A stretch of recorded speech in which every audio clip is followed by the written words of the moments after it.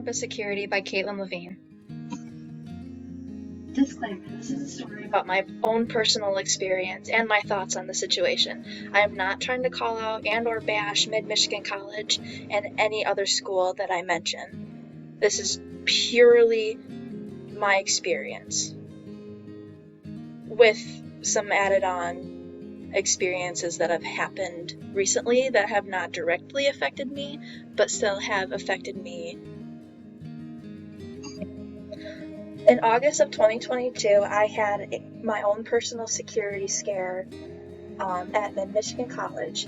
I was done with work. I had just finished working out at the gym at the campus, and so I was heading out to my vehicle to go home, and I saw what appeared to be right here in my truck door a little piece of tissue paper. And my mind automatically came to the thought of, oh my goodness, someone tagged my vehicle. I was so scared that I called my dad and I raced home. And then the next day I went to campus security and I talked to a lady that was in the security office who I assume she works for security.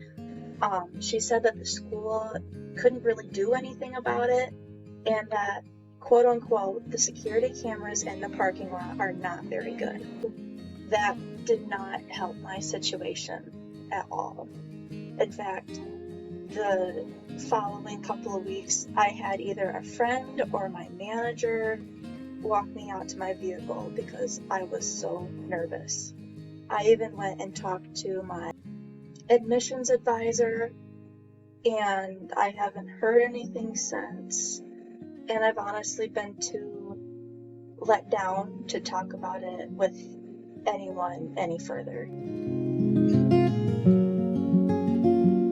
Public universities and colleges are open to the public. A student or not can just walk in. I know at Mid-Michigan College it's open to the community as long as the school is open, whether there are students there or not.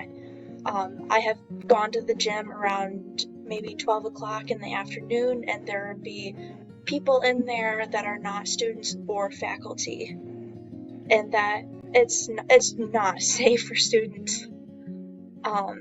For example, an event that no one should ever forget, MSU shooting, February 13th of 2023.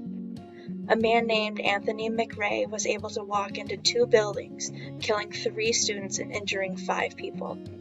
He didn't have to have an ID or anything. He could just walk into a building full of students and was able to kill and injure students. He didn't have any sort of security identification, anything. He was able to just walk in and do what he did.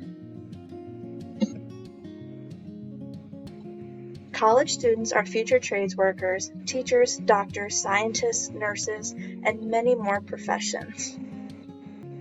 So why aren't we enough? These pictures here are all of college students of different ages. They are my friends. Some go to different colleges, some go to the same college as me. We are your future teachers, business workers, social workers, and scientists.